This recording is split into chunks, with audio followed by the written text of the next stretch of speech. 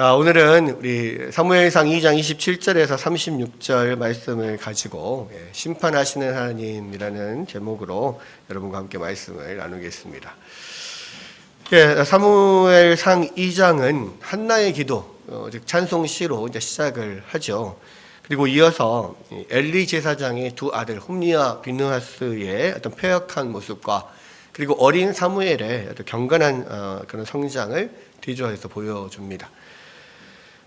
그러나 이 엘리 제사장은요, 두 아들들이 여호와의 제사를 완홀히 여기고 또 여호와 앞에서 크게 범죄한 것을 알고도 두 아들의 패역한 악행을 저지하지를 못합니다. 사실 이 제사장의 죄는요, 그 자신의 죄로 끝나지 않습니다. 왜냐하면 이 제사장은 온 이스라엘을 대표해서 하나님 앞에 서는 사람이기 때문이죠.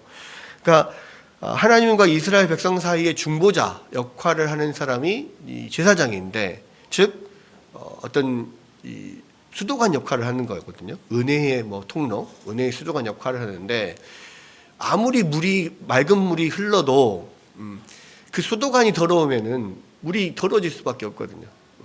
그래서 그런 중개 역할을 하는 이 중보자가 만약에 더러워진다, 이 범죄로 더러워졌다, 그러면 하나님의 은혜가 이스라엘 백성에게 온전히 내릴 수가 없는 거예요. 그래서 제사장의 죄는 개인의 죄가 아니라 이스라엘 전체의 죄가 되어버립니다. 그렇기 때문에 이 제사장의 죄는 최대한 빨리 해결을 해야 돼요. 그렇지 않으면 이스라엘에게 해가 되기 때문에 그렇습니다. 많은 경우에 리더의 잘못으로 인하여서 그 공동체가 얼마나 많은 고통을 당합니까? 그러니까 많은 경우가 그렇거든요. 실제로 우리나라도 지금 그런 상황이잖아요. 그렇죠? 대통령이라고 하는 리더가 뭔가 잘못되니까 탄핵 심판을 받게 되고, 그 사이에 또 그 판결이 내려지는 가운데 어떻게 내려질지는 모르겠습니다만은 어쨌든 고통을 당하는 것은 국민들이거든요. 그만큼 이제 리더가 그래서 중요하고, 하나님께서 리더의 죄를 그래서 절대로 가만히 두지 않으십니다. 왜냐하면 리더 한 사람의 죄가 그 모든 공동체에 영향을 미치기 때문에 그런 거죠. 사실은 그래서 엘리 제사장이 지금 엘리 제사장이 대제사장이다 이런 말은 나오진 않지만, 전체적으로 맥락을 봤을 때는 지금 엘리 제사장이 대제사장인 것으로 좀 보이죠.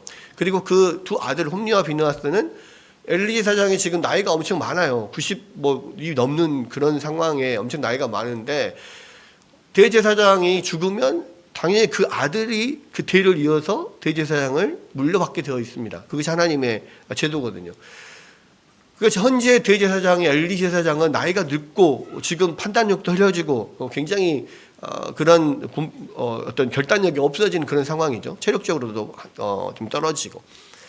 그리고 지금 그 다음 제사장이 될 사람들은 아주 이 하나님이 누군지도 알지 못하고 제사를 아주 경홀히 여기고 자기 그 제사의 제도를 자기의 어떤 욕심을 탐욕을 채우는 도구로 사용해버리는 이런 가운데 있어요. 그렇다면은 지금 이스라엘 백성들이 이 엘리 제사장과 아들들 때문에 큰 타격을 지금 받게 되어 있거든요. 만약에 이제 엘리 제사장이 그 아들들의 죄악에 대해서 이건 정말 심각한 것이다라고 느꼈다면 빨리 그 아들들을 그 제사장직에서 물러나게 하고 거기에 대해서 아주 큰 그 죄값을 받게 해야 맞습니다. 그것이 현재 대제사장으로서 해야 될 일이거든요. 그런데 엘리 제사장은 아들들에게 아들들아 그러지 마라, 소문이 안 좋다, 이렇게만 이야기를 한단 말이에요. 지금 이게 그냥 아들들에게 그냥 그러지 말라 타이를 수 있는 그런 사안이 지금 아닌 거예요. 그러니까 공과사를 분명히 해야 되죠. 아들은 아들이니까 호되게 또 책망도 하고 타이르기도 하고 그게 아버지의 심정이겠지만, 그러나 아들이기 이전에 제사장으로서 제사장의 범죄가 이스라엘 전체에 얼마나 지금 큰 영향을 미칠 것을 안다면 단호하게 그 죄를 척결을 해야 되는 거예요. 그러니까 아버지의 어떤 그냥 잘못된 부정으로, 왜곡된 부정으로 인하여서 그것을 단호하게 처리하지 못한 결과 결국은 이스라엘이 그 모든 고통을 당하게 되어 있는 겁니다. 이게 굉장히 심각한 거니까 이 엘리 제사장이 이 행동하지 않으니까요, 이제는 하나님께서 직접 나서서 그들을 심판하시게 되는 거죠. 여러분, 우리가요, 하나님은 심판하시는 하나님이라는 것을 우리가 꼭 기억해야 돼요. 그러니까 이 시대에 가장 왜곡되어 있는 하나님의 성품 중에 하나가 뭐냐면 공의의 하나님, 심판하시는 하나님이시라는 것 자체를 사람들은 잘 기억하지 못하고 또는 그것을 중요하게 생각하지 않습니다. 단지 그냥 사랑의 하나님. 그래서 우리를 사랑하시되 우리를 너무 사랑하셔서 당신의 아들을까지 내어주시면서 우리를 사랑하시는, 희생하시는 하나님, 덮어주시는 하나님, 우리의 모든 죄를 용서해 주시는 하나님, 이렇게만 생각을 해요. 근데 하나님은 그런 긍휼의 하나님이시고 이 긍휼을 천대까지 베푸시는 하나님이시지만 또한 악을 참아 보실 수 없는 공의의 하나님이라는 것을 우리는 꼭 잊지 말아야 됩니다. 그래서 하나님은요, 반드시 잘못되어 있는 것은 악은 반드시 심판하셔야 되는 거예요. 그것이 하나님의 특징입니다. 심판하시는 하나님, 공의의 하나님을 잊어버리면요, 우리가 오만방자하게 되는 거예요. 마치 이 홈리와 비느하스처럼. 홈리와 비느하스, 어쩌면요, 홈리와 비느하스도 똑같이 우리처럼 하나님이 인애와 긍휼의 자비의 하나님이라고만 생각하고 이런 공의의 하나님, 심판의 하나님인 줄은 생각하지 못하는지도 몰라요. 근데 아마 하나님에 대해서 전혀 몰랐을 거예요. 이 홈리와 비느하스는 하나님을 알지 못하는 자라고 돼 있었거든요. 그러니까 하나님에 대한 믿음과 신앙 이런 게 전혀 없어요. 근데 단지 제사장의 아들로서 그냥 그 직무만 하는 거죠. 그것도 제대로 하지도 않고 자기 마음대로 하는 거예요. 근데 이것이 얼마나 위험한 일인지 모르는 거죠. 여러분, 하나님은요, 반드시 우리의 악을 가만두지 않으시고 그것을 심판하시는 분이세요. 그걸 잊으면 안 됩니다. 우리가 예수 믿고 구원 받았다고 해서, 우리가 예수님 믿는다고 해서 우리의 심판이 우리의 잘못에 대한 하나님의 심판이 넘어가는 거 아니에요. 반드시 우리가 하나님 앞에 지은 죄는요, 반드시 처리해야 돼요. 근데 그 처리하는 방법이 뭐냐면, 하나님 예수께서 우리를 대신해서 그 모든 죄에 대한 값을 다 받으셨기 때문에 우리는 하나님 앞에 우리의 마음을 내어놓고 회개하고 잘못했다 용서를 구하고 그러면 아버지께서 그 죄를 용서를 해주셔요. 왜? 예수님께서 우리를 대신해서 받으신 그 죄값 때문에 용서를 해주시는 거란 말이에요. 그 죄값을 근거로 해서 용서를 해주시는 거예요. 우리는 그냥 단순히 공짜로 그냥 빌기만 하면 하나님께서 다 덮어주시고 용서해 주시고 그런 게 아니에요. 하나님은 철저하게 그 죄에 대한 죄값을 받으시는 분이에요. 그런데 그것을 우리에게서 받지 않고 예수님에게서 받으신 거죠.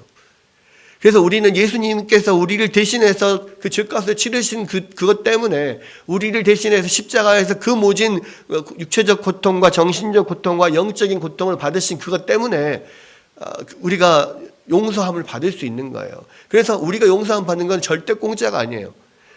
예수님이 우리를 위하여서 그 모든 피와 살을 찢기시면서 하나님 앞에 저주를 받으시면서 우리를 대신 구원하신 그 은혜로 우리가 그 죄값을 치르심으로 우리가 대신 구원함을 받는 거기 때문에 항상 우리의 이 용서받는 것은요, 늘 하나님 앞에서 그런 어떤 겸비함이 있어야 되고 어떤 염치가 있어야 되는 거예요. 예수님 때문에 겨우 우리가 용서를 받았는데, 나는 이제 용서 받았으니까 이런 거는 정말 죽을 죄를 사함 받은 사람의 모습이 아닌 거예요. 그래서 마치 1만 달란트 빚진 신하가 용서를 받고 자기한테 500데나리온 빚진 동관을 잡아다가 막 옥에 넣고 했을 때 그 모습, 그게 용서받은 자의 염치가 없는 거 행위죠. 우리가 염치 없다는 이야기 하잖아요. 용서받은 자로서의 어떤 염치가 없는 행위, 그건 그렇게 하면 안 되는 거예요. 우리가 뭐 잘났다고 잘했다고 죄인이 정말 죽을 죄인인데 우리가 그렇게 떳떳하게 하나님 앞에 목 빳빳이 들고 설 수 있습니까? 우리는 얼굴을 들 수 없어야 맞는 거예요. 아무리 용서를 받았어도 얼굴을 들 수 없어야 돼요. 나의 죄로 인하여서 내가 창피하고 하나님 앞에 죄송스럽고 그래서 지금 얼굴을 들 수 없어야 맞는 거예요. 근데 이 세상 요즘에 현대 크리스찬들은 어떻습니까? 죄를 지어도 회개하면 되지 뭐 이렇게 생각해요. 정말 염치 없는 짓이에요. 우리의 그 죄악 때문에 예수님이 어떻게 고통을 당하셨는지를 우리가 알면서도 그런다는 것은요, 그것은 정말 염치가 없는 짓이고, 여러분, 그래서 이 죄를 짓는 것을 절대 가볍게 여겨서는 안 돼요. 죄를 짓는 것을 가볍게 여기는 것은 곧 하나님을 가볍게 여기는 것과 똑같은 거예요. 하나님께서 정하신 제사 제도를 가볍게 여기고 자신의 욕망대로 자기에게 주어진 분깃만을 가져가는 게 아니라 자기 마음대로 그냥 막 가져가고, 이거는 지금 홈리와 비느하스의 이 죄는요, 하나님의 것을 강탈하는 거예요. 여러분, 이 제사장의 분깃은 제사에 따라 다 정해져 있다 그랬죠. 번제는 완전히 다 태워드리기 때문에 번제로는 제사장의 분깃이 없어요. 근데 속죄제나 속건제는 이 제사장을 위한 분깃이 따로 있습니다. 가슴살과 거제로 흔들어드리는 요제로 드는 가슴살, 또 이렇게 그 다리살, 뒷다리살 이거 듣고 하나님 앞에 올려드리고, 이 가슴과 이 뒷다리는 다리살은 이 제사장의 것으로 정해져 있고, 뭐 여러 가지 이제 뭐 그런 제사에 따라서 제사장에게 돌려지는 것이 다 다르단 말이에요. 근데 그걸 자기 마음대로 그냥 하나님 앞에 올려지기도 전에 그냥 자기가 가져가 버려요. 내 거 내놔라 하면서 내가 갖고 싶은 거 갖겠다 뭐 이런 식으로. 이거는 하나님의 것을 자기가 강탈한 거니까 얼마나 지금 이 철이 없다라고 해야 됩니까? 개념이 없다고 해야 됩니까? 하나님의 것을 마치 이 임금님의 수염을 뽑듯이, 임금님 할아버지의 수염을 뽑는 이 손자처럼 막 이렇게 하는 거예요. 이게 결국은 성경은 뭐라고 합니까? 그들이 그렇게 하는 것은 이미 하나님이 그들을 죽이기로 작정하셨기 때문이다, 이렇게 이야기하죠. 그러니까 이것이 얼마나 큰 죄악인지도 모르고 있는 거예요. 마치 현대 교인들하고 똑같지 않아요? 이것이 얼마나 큰 죄인인지도 모르고 그냥 죄를 범하고 에이 또 회개하면 되지 뭐, 이런 생각을 갖고 있는 게 꼭 홈리와 비느하스 같은 거예요. 이것은 하나님을 만홀히 여기는 겁니다. 하나님을 가볍게 여기는 거예요. 그러니까 그런 어떤 태도의 문제, 태도에서 그게 드러나는 건데요.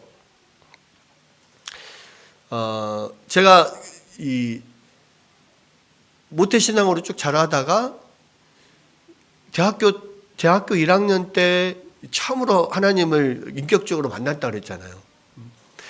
근데 그 이후로 제 마음 가운데 굉장히 막 그 가슴이 아프고 이렇게 기도할 때마다 뭐 힘들었던 게 뭐냐면, 우리 청년들이 하나님에 대한 것들, 그때 당시에 뭐 친구들이 있죠.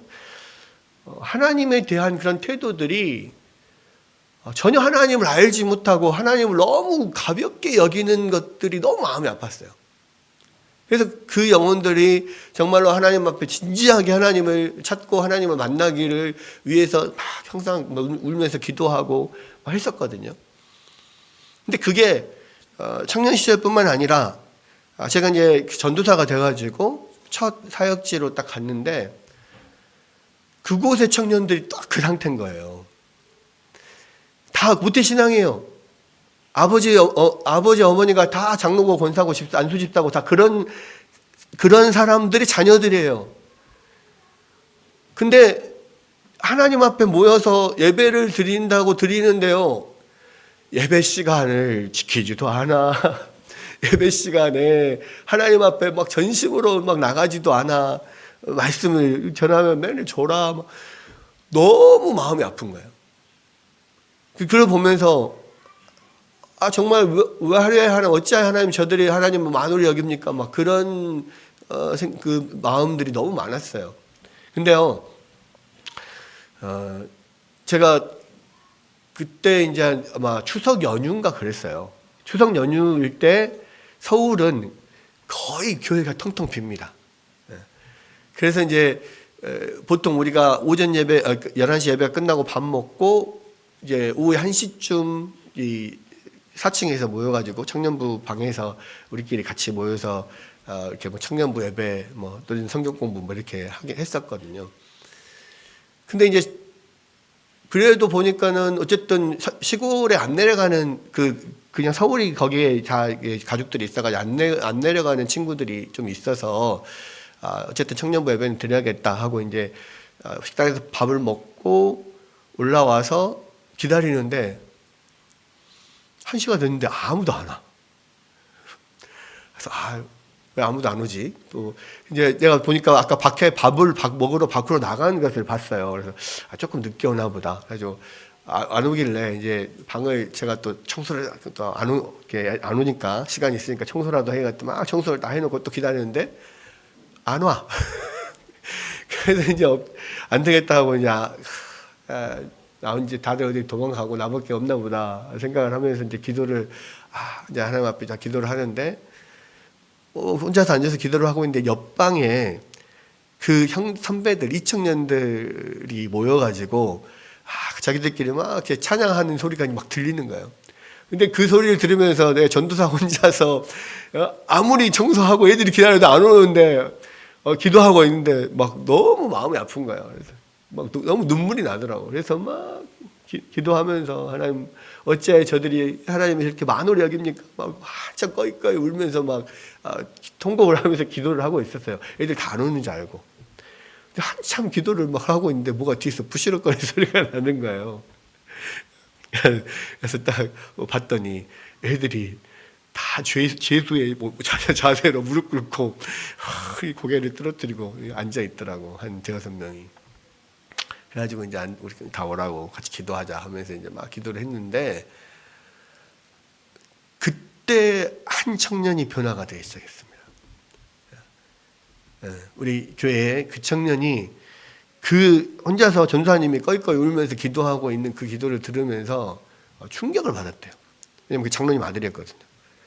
자기는 나름대로 그래도 뭐 그때 주일학교 교사도 하고 뭐 나름 열심히 봉사한다고 생각을 했는데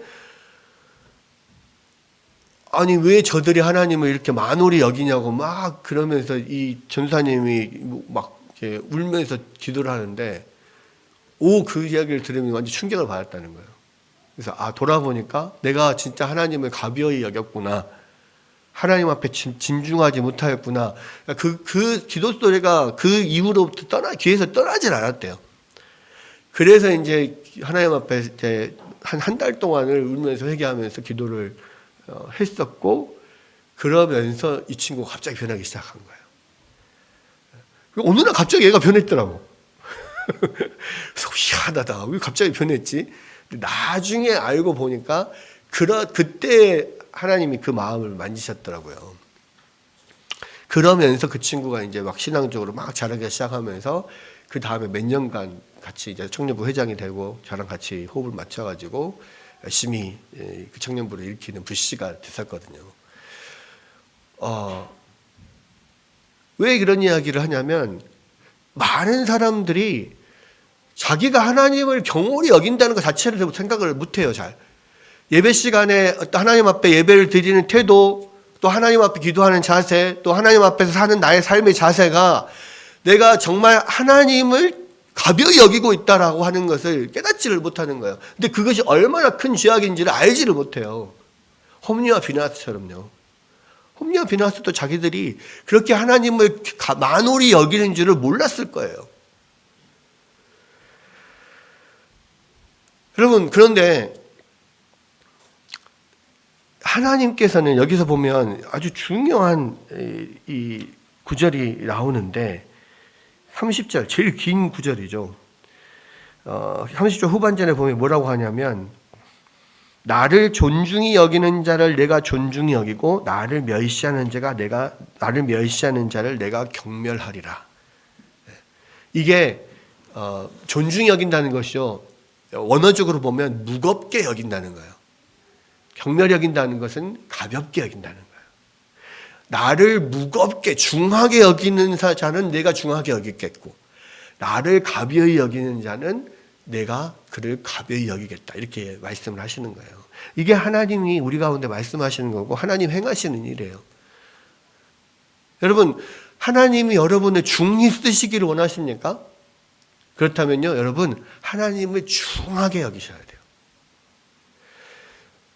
하나님을 가볍게 여기면요, 하나님께서 여러분들을 훅 불어버릴 거예요. 가볍게 대하실 거예요. 하나님을 만홀히 여기는 자, 하나님을 중하게 여기지 않는 것이 하나님을 만홀히 여기는 겁니다. 가볍게 여기는 것이 만홀히 여기는 거예요. 홈리와 비나스가 그렇게 했어요. 근데 그 홈리와 비나스를 때문에 하나님께서 엄청난 벌을 내리셔요. 엄청난 심판을 하신다고요. 여러분, 그렇게 정말로 아까 말했던 그 친구가요, 내가 하나님을 만홀히 여겼구나. 내가 하나님을 가볍게 여겼구나. 하나님을 중요하게 여기는 그 순간부터 이 친구가 변하기 시작하더니요, 엄청난 변화가 있었어요. 그리고 진짜 그 친구가요, 하여튼 청년부의 기둥이 됐고, 지금도 엄청나게 많은 하나님 앞에서의 많은 사역들을 사실 하고 있어요. 여러분, 이게 굉장히 중요합니다. 이 세상의 이 현대 크리스찬들은요, 하나님을 너무 가볍게 여기는 경향이 있어요. 모든 것을 다 덮어주시고 다 용서해준다 생각해요. 그렇지 않다고요. 하나님은 반드시 우리에게 우리의 잘못에 대한 벌을 내리시는 분이에요. 끝까지 내리시는 분이고, 하나님을 만홀히 여기고 가볍게 여기는 것이 얼마나 큰 죄인가를 지금 엘리의 집에 내린 이 하나님의 벌을 보시면 정말 소스라치게 놀랄 정도로 엄청난 벌을 내립니다. 하나님께서 이 엘리의 집에 오늘 보면 선지자를 한 명 보내죠. 하나님의 사람. 27절에 보면 하나님 사람 한 명 보내죠. 근데 이게 참 아이러니하기도 하고 참 애석하기도 한 게 뭐냐면, 엘리가 대제사장 하나님의 사람이잖아요. 근데 엘리가 하나님의 음성을 듣고 하나님의 뜻을 알고 이 이스라엘 백성들에게 전달해야 될 대제사장인데요, 전혀 깨닫지를 못해요. 다른 사람을 보내서 오히려 엘리에게 말을 해야 돼요. 이게 얼마나 정말 예석한 일인지 안타까운 일인지 모르겠습니다. 근데 엘리가 깨닫지를 못하니까 하나님의 사람을 보내요. 누군지 나오지도 이름도 안 나와요. 근데 아마도 하나님의 사람이라고 나오는 것은 선지자라는 말이에요. 하나님의 뜻을 전하는 사람이에요. 와가지고 뭐라고 이야기합니까? 엘리에게 와서 그에게 이르되 여호와의 말씀에 너희 조상의 집이 애굽에서 바로의 집에 속하였을 때 내가 그들에게 나타나지 아니하였느냐. 지금 이 엘리의 집, 즉 이 아론의 집을 말해요. 아론의 자손이거든요. 대제사장들은 모든 제사장들은 다 아론의 자손들만 제사장으로 섬길 수 있어요. 그리고 적자의 어떤 계통으로 대제사장이 한 명씩 계속해서 세워지게 되는 건데, 하나님께서 지금 이 아론의 집에 너희 조상 집에 찾아와서 바로의 집에 있을 때 내가 그들에게 나타나지 않았느냐. 하나님께서 지금 그들에게 베푸신 은혜를 먼저 다 상기시키는 거예요. 다른 사람의 집에 나타난 게 아니라 아론의 집에 나타났어요. 아론과 모세에게 그 집에 나타나서 하나님께서 그들을 구원하셨다는 거죠. 그리고 28절에 이스라엘 모든 지파 중에서 내가 그를 택하여 내 제사장으로 삼아. 12지파가 있는데 그 레위 지파를 선택하셨고, 그 레위 지파에서 아론의 집을 택했고, 그 아론의 집에서만 제사장이 나오게 하셨단 말이에요. 그러니까 특별한 대우죠. 엄청난 특별한 대우를 지금 하신 거예요. 특히 내가 제사장으로 삼아서 그가 내 제단에 올라 분향하며, 제단에 오르는 것은 제사를 하나님 앞에 제물을 드리는 것이죠. 또 분향하는 것은 하나님 앞에 그 분향단에서 향을 올려드리는 건데, 이것은 하나님 앞에 올려드린 기도를 말해요. 그러니까 하나님 앞에 하나님 앞에 그 중보자 역할을 하게 했죠. 이 제물을 올리게 했죠. 내 앞에서 에봇을 입게 하지 아니하였느냐. 에봇은 뭐냐면 제사장이 입는 조끼인데 이 에봇 안에는요 2개의 호마노가 들어 있습니다. 그래서 그 하나에 6지파씩 12지파가 이름이 다 기록이 되어 있어요. 그래서 그 2호마노를 가슴에 품고 에봇 안에 넣어가지고 하나님 앞에 서는 거예요. 온 이스라엘 대표로 서는 거예요. 그러니까 온 이스라엘의 대표로 내가 너를 내 앞에 세웠지 않느냐. 그 엄청난 명예로운 그 자리에 정말 너희를 택해서 내가 세웠지 않느냐. 지금 그렇게 이야기를 합니다. 근데 그렇게 너희에게 너희가 무슨 나에게 뭐 특별한 무슨 뭐 공로를 쌓아서 그게 아니라 하나님께서 그냥 너희를 선택해서 그렇게 하셨다는 거예요. 그런데 너희가 어찌하여 내 처소에서 명령한 내 제물과 예물을 밟으며 내 아들들을 나보다 더 중히 여겨 내 백성 이스라엘이 드리는 가장 좋은 것으로 너희를 살지게 하느냐. 엘리 제사장이 엄청 비대했거든요. 저 아들들도 육에 자르르 흘렀겠죠. 자기가 좋은 거, 자기가 좋아하는 거 다 갖다가 먹고 하니까. 그러니까 지금 여호와 하나님께서 아론의 가문을, 엘리의 가문을 제사장으로, 대제사장으로 세워서 하는 것은 그만큼 정말 아무것도 아닌 어떤 자격과 조건이 있는 것도 아닌데 그 엘리의 집을 또는 아론의 집을 가장 존귀한 자리에, 가장 귀히 여겨서 존귀한 자리에 세웠는데 너희는 나를 오히려 땅에 그 나의 제사 제도를 내가 명한 대로 하지 않고 자기 마음대로 하면서 나를 완전히 짓밟았지 않느냐. 내가 너희를 존귀하게 여겼는데 너희는 나를 존귀하게 여기지 않고 나를 경멸하고 가볍게 여겼도다. 이것이 어찌 그 큰 일이 아니겠느냐. 그렇게 이야기를 하는 거예요. 그리고 그 아들들이 그렇게 하는 것을 엘리 네가 제재하지 않고 제사장으로서 그들의 죄를 처벌하지 않고 그 제사장의 자리에서 물러나게 하지 않고 계속 놔두면서 계속 나의 제물과 예물을 짓밟게 하고 있는 것 그 자체가 네가 나를 만홀히 여긴 거 아니냐. 지금 엘리 두 아들 홈리와 비느하스뿐만 아니라 엘리도 지금 하나님을 만홀히 여기는 거예요. 그러므로 이제는 내가 너희들에게 그렇게 너희를 존귀하게 되어 있는데 너희는 나를 가볍게 여기니 이제 이스라엘 하나님 나 여호와가 말하노라 내가 전에 네 집과 네 조상의 집에 내 앞에 영원히 행하리라 하였으나 이제 나 여호와가 말하노니 결단코 그렇게 하지 아니하리라. 아론의 아들들 중에서 나답과 아비후는 하나님 앞에 잘못된 불을 들이다가 불에 타서 죽었잖아요. 그리고 아론의 셋째 아들과 넷째 아들이 있습니다. 엘르아살과 이다말인데 이 두 아들들의 자손들이 다 제사장을 하고 있는 거예요. 그리고 엘르아살의 이 아들 비느하스 때 비느하스가 하나님 앞에서 이 하나님의 어떤 질투심을 가지고 그 모함 여인과 음행하는 그 시몬 지파의 그 수장을 시므리를 창으로 찔러가지고 이렇게 죽이잖아요. 그래서 그걸 이제 발람의 꾀라고 하는데 모함 여인들과 이 음행을 하면서 그 모압의 신들을 섬기고 하면서 그것 때문에 죽은 사람들이 연병으로 죽은 사람들이 몇만 명이 죽거든요. 근데 비느하스가 그 사람을 보고 열이 받아가지고 여인과 함께 창으로 찔러서 죽임으로써 하나님께서 그 진노를 푸시잖아요. 그러면서 앞으로 이 엘르아살과 비느하스의 모든 자손들에서 이 대제사장의 직분이 떠나지 않을 것이다 이렇게 이야기를 해요. 근데 그것을 이제 물리시겠다는 거예요. 근데 재밌는 것은 이 엘리는요 사실은 엘르아살의 후손이 아니에요. 이다말의 후손입니다. 그러니까 왜 갑자기 엘르아살의 후손들이 대제사장을 하다가 이 엘리가 대제사장이 됐는지는 알 수 없어요. 뭐 정확하게 말은 안 나오니까. 뭐 어쩌면은 뭐 결혼을 통해서 이렇게 엘르아살 뭐 그 가문하고 같이 하게 돼서 뭐 그렇게 됐을 수도 있고 뭐 여러 가지가 있을 수 있는데 그래서 이제 이 이다말 자손으로서 엘리가 지금 대제사장의 역할을 지금 하고 있는 거거든요. 하나님께서 그것을 그 약속을 언약을 하나님께 생각하지 않겠다고 합니다. 그러나 그렇다고 해서 그 엘리의 자손들이 그렇다는 것이고 그 아론의 집에서 그 제사장의 어떤 직분을 빼앗지는 않으세요. 왜냐하면 하나님께서 분명히 엘르아살과 비느하스에게 약속하신 것들이 있거든.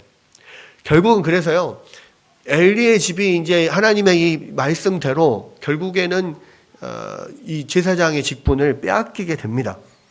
여기서 보면 그렇게 하는 이유가 나를 존중히 여기는 자를 내가 존중히 여기고 나를 멸시하는 자를 내가 경멸하겠다라는 말씀을 하시면서 31절에 뭐라 합니까? 보라 내가 내 팔과 네 조상의 집 팔을 끊어 내 집에 노인이 하나도 없게 하는 날이 이를지라. 그리고 이스라엘의 모든 복을 내리는 중에 너는 내 처소에 환난을 볼 것이요 내 집에 영원토록 노인이 없을 것이며 내 재산에서 내가 끊어버리지 아니할 내 사람이 내 눈을 쇠잔하게 하고 내 마음을 슬프게 할 것이요 내 집에서 출산되는 모든 자가 젊어서 죽으리라. 무슨 이야기냐면 이제 엘리의 집은요 하나님을 경홀히 여김으로써 결국 그 죄에 대한 심판을 받게 되는데 이제는 엘리의 제사장의 집에서 그 대제사장의 권한이 떠납니다. 그리고 그곳에 그 후손들은 다 젊어서 죽게 돼요. 그러니까 집에 노인이 없어. 왜? 다 젊어서 죽었으니까. 그리고 이것에 대해서 표징을 주시는데 34절에 내 두 아들 홈리와 비느하스가 한날에 죽으리니 그 둘이 당할 그 일이 내게 표징이 되리라. 실제로 홈리와 비느하스는 나중에 블레셋과의 전쟁에서 나가서 한날에 죽습니다. 그리고 그 두 아들이 같이 전사했다는 소식을 듣는 순간 엘리가 의자에 앉아있다 넘어져가지고 목이 부러져서 죽죠.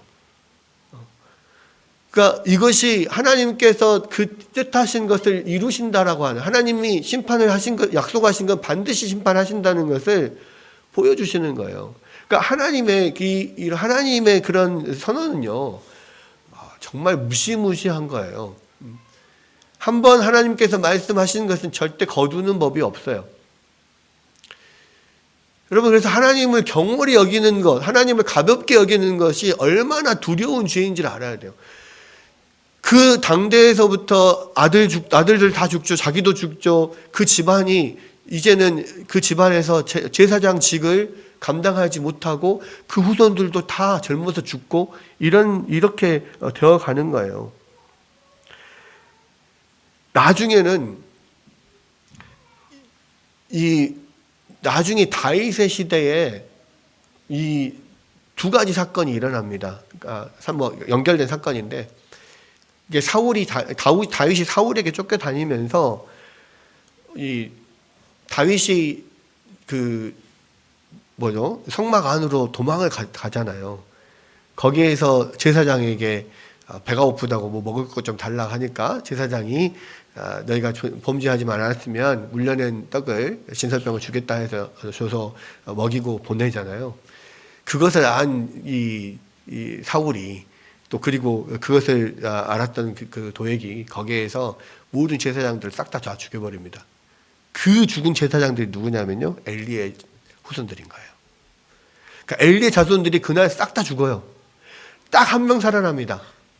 아비아달 하나 살아나요.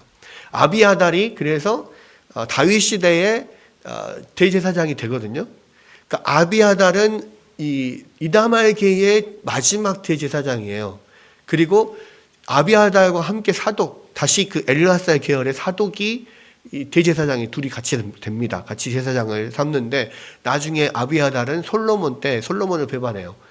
그래서 결국은 이 제사장 집에서 파면을 당해요. 그리고 이제 사독만이 다시 이 사독 계열이 대제사장 집안으로 쭉 이어져 내려가게 됩니다. 그래서 하나님께서 비느하스에게 약속하셨던 그 약속이 사실은 사독을 통해서 쭉 이어져 가요. 나중에 그 사독 계열의 대제사장이 결국 계속 돼서 나중에 예수님 당시까지 이제 이르러 가는데, 물론 예수님 때의 대제사장은 그 사독 계열이 아니에요. 그런데 그 사독 계열의 후손들이 하나의 어떤 제사장 계열의 권력을 잡아요. 그것이 사두개인들이에요. 제사장 사독 계열의 제사장들, 사두개인들이 되는 거예요. 근데 어쨌든 하나님이 그 비느하스와의 엘르아살과 비느하스에게 약속하셨던 거를 사실은 계속해서 지켜가시는 거예요. 그리고 이 엘리의 후손이었던 이 이다말기의 마지막 제사장인 이 아비아달은 결국 솔로몬 때 폐위됩니다. 죽이지는 않아요. 그래도 그 다윗 때에 세웠던 공로가 있어서 죽이지는 않습니다. 그런데요, 제사장직에서 폐위가 되잖아요. 그럼 제사장은 진짜 아무것도 할 수가 없어요. 왜? 레위 사람들은 분깃을 따로 받지 않아요. 땅을 따로 받지 않는다고. 제사장을 하던 사람이 제사장에서 파면이 되잖아요. 뭐 아무것도 할 수 있는 게 없어. 먹고 살 수 있는 길이 없다고. 그러니까 이 36절에 보면 네 집에 남은 사람이 각기 와서 은 한 조각과 떡 한 덩이를 와여 그에게 엎드려 이르되 청하노니 내게 제사장 직분 하나를 맡겨 내게 떡 조각을 먹게 하소서 하리라 하셨다 하니라. 이게 뭡니까? 구걸하는 거예요, 구걸. 결국은 그냥 어떤 제사장직의 임시직 내지는 약간의 그 제사장직을 조금 돕는 이 일들을이라도 좀 하고 저에게 떡 한 조각 주십시오. 이렇게 자기가 할 수 있는 일이 그거밖에 없으니까 결국은 그렇게 불쌍한 처지가 되는 거예요. 여러분, 이게 얼마나 지금 상전 벽해입니까? 가장 이스라엘에서 존경을 받고 존귀의 여김을 받던 대제사장의 집안이요, 그렇게 구걸하는 거지 집안으로 완전히 나락으로 떨어져 버리는 거예요. 왜 그랬어요? 하나님을 가벼이 여겨서. 그러니까 하나님을 가벼이 여기는 것이요, 절대 가벼운 죄가 아니란 말이에요. 엄청난 죄예요, 이게. 심지어는 가장 존귀의 여김을 받던 제사장의 가문이 완전히 거짓골이 되는 그런 폭삭 망하는 이런 심판을 받아요. 그것도 엘리와 그 아들들뿐만이 아니라 대대로 그 자손들이 다. 어마어마한 심판이죠. 근데 우리는 하나님을 가벼이 여기는 것을 크게 생각하지 않아요. 이게 얼마나 큰 죄인데. 뭐 우리가 믿는 바는 있죠. 예수님 우리 죄를 위해서 다 예수님께서 대가를 치르셨으니까. 우리를 대신해서 완전한 순종을 이루셨고 우리를 대신해서 그 모진 고통을 다 당해 주셨으니까 그래 우리는 괜찮아 이렇게 생각한다고요. 근데 하나님은 우리의 마음의 중심을 보시는 분이잖아요. 하나님은 분명히 나를 중히 여기는 자를 내가 중히 여기고 나를 가벼이 여기는 자를 내가 가벼이 여기겠다라고 말씀하시면서 이렇게까지 그 엘리의 집안을 심판하시는 분이라는 것을 우리가 잊지 말아야 합니다. 지금도 여전히 그래요. 우리 하나님은 우리의 중심을 보셔요. 우리가 정말로 하나님을 중히 여기는가? 우리가 하나님을 가벼이 여기는가? 우리가 말로만 하나님을 믿는다라고 하고 하나님을 가벼이 여기고 하나님께서 하라는 모든 우리에게 주어진 의무들은 홈리와 비느하스처럼 내 마음대로 내 생각대로 내가 하고 싶은 대로 그렇게 하고 있지 않은가? 하나님께서 우리를 그렇게 귀히 여기는 것은 알지만 우리가 그런 하나님을 정말 그렇게 귀히 여기고 존중히 여기고 그 앞에서 내가 정말 하나님 앞에 겸비한 자세로 하나님 앞에 엎드리는가? 여러분 분명히 하나님께서 우리에게 그 죄를 물으실 거예요. 그리고 정말로 예수님을 믿고 나의 구주로 영접하고 그 주님을 의지하고 사는 사람은 하나님을 그렇게 가벼이 여길 수가 없어요. 예수님이 나의 주인이신데요. 예수님이 나의 주님이신데요. 하나님이 나의 주인이신데요. 어떻게 가벼이 여겨요? 그것은 하나님을 정말로 주님으로 믿지 않는 거죠. 예수님을 주님으로 믿지 않는 거죠. 이 세상에 많은 경박한 크리스찬들, 하나님을 가볍게 여기는 크리스찬들 분명히 말하는데요. 엘리의 집안에 내리는 이런 심판을 반드시 받을 겁니다. 하나님은 그때나 지금이나 변함없으신 분이에요. 하나님은 우리의 속마음을 아시는 분이라고요. 우리의 마음의 모든 것을 받기를 원하시고 우리의 마음에서 가장 존중이 여김을 받으시기를 원하시는 분이에요. 내 이름을 망령되이 일컫지 말라라고 하는 이 3계명이 결국은 뭐냐면 하나님을 그렇게 존중히 여기라는 거예요. 그렇지 않습니까? 여호와의 이름을 망령되이 일컫는 게 뭐예요? 하나님을 가볍게 여기는 거죠.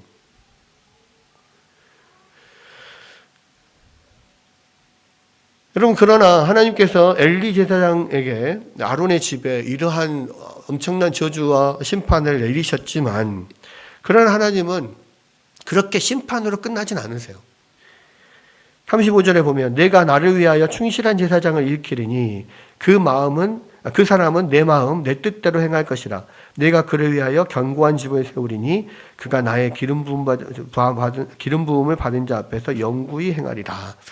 하나님께서 대신 나를 위하여서 충실한 제사장을 일으키신다고 합니다. 그게 바로 사실은 엘리의 아들들과 대조되고 있는 에봇을 입고 성막에서 자라고 있는 사무엘이죠. 사무엘을 사실은 하나님께서 충실한 제사장으로 세웁니다. 그런데 사무엘은 레위 지파이긴 합니다만은 그 사무엘로 그 제사장의 직분이 계속 이어져 가진 않아요. 사무엘 자손으로. 왜? 사무엘의 아들들 대해서도 끊기거든요. 그게. 결국에는 사무엘은 가장 첫 번째, 가장 그 가까운 시기에 하나님께서 세우신 충실한 제사장이고요. 그 하나님 앞에서의 충실한 제사장은 결국은 나중에 사독 계열로 또 세워지게 되고 그 사독 계열의 제사장들이 쭉 이루어지게 되잖아요. 근데 그것도 사실은 중간에 또 끊겨요. 그죠? 결국은 영원하게 하나님 앞에서 그 집을 하나님이 견고히 세우고 영구히 하나님 앞에서 행하게 하는 제사장 누굽니까? 예수님이 그 제사장으로 오시는 것이죠. 그래서 예수님이 기름 부은 자 앞에서 영구히 행하리라 라고 하는 왕이요, 그 기름 부음 받은 자가 왕이라는 이야기죠. 왕이요 제사장으로서 우리를 위하여서 영구히 하나님 앞에서 제사장으로서 우리를 위해서 일하시는 그러한 충실한 제사장으로 우리에게 오시는 거죠. 하나님은 분명히 심판과 함께 우리에게 또한 그러한 소망도 주시는 거예요. 하나님은 벌을 받을 자를 반드시 벌어야 하지만 또한 하나님께서는 우리에게 또 다른 은혜를 베푸시는 하나님이시라는 거예요.